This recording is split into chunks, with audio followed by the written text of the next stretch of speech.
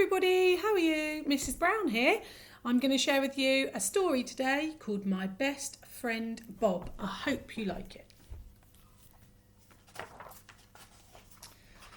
Brian the guinea pig lived in a nice comfy cage in Pete's pet palace with his best friend Bob. Brian had short shiny fur which he was very proud of. Bob had long tufty fur which he didn't really think about all that much. The two little guinea pigs spent their days doing what guinea pigs do best: eating, sleeping and playing I Spy.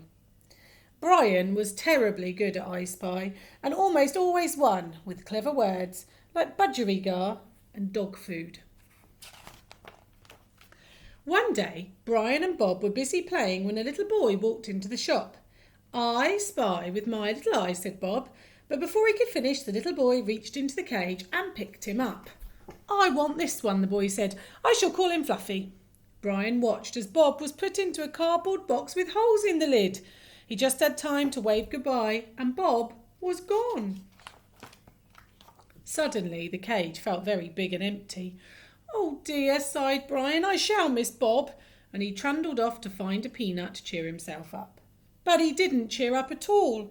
In fact, every day Brian missed Bob more and more, and every day he felt more and more miserable.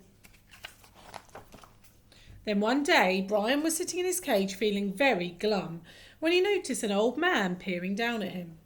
The man picked him up and smiled. "He's just what I was looking for," he said, and he put Brian into a box. At first Brian was excited. "Maybe there'll be other guinea pigs in my new home," he said to himself. He began to whistle and felt much more cheerful. But that evening he found himself all alone, without so much as an earwig for company. Brian sighed. He wished he was back in Pete's pet palace. At least he could chat to the goldfish there. "I wonder what's happened to my best friend Bob," whispered Brian. "He's probably forgotten all about me by now." He wiped away a tear and curled up in the straw. The next morning Brian hadn't even opened his eyes when he felt his box being lifted up. "What's happening now?" he grumbled, but he didn't really care. Things couldn't get much worse than they already were. He drifted back to sleep, dreaming of Pete's pet palace and winning a peanut throwing contest with Bob. A little while later, Brian was woken by a buzz of excited voices outside his box. "Oh, bother," he said crossly. "Can't I at least have some peace and quiet?"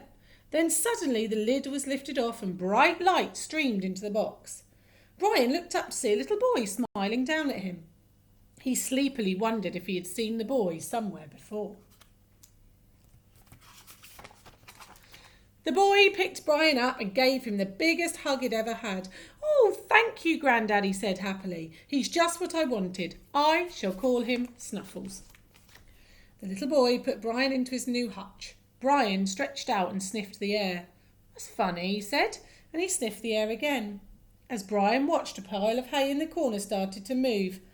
And all of a sudden, Brian! Bob! Brian was so excited to see Bob that he thought he might just burst with happiness. That evening, sitting together in their hutch playing I Spy, the two little guinea pigs had almost forgotten they had ever been apart. "I spy with my little eye," said Bob, "something beginning with P." But Brian was already fast asleep. There they are.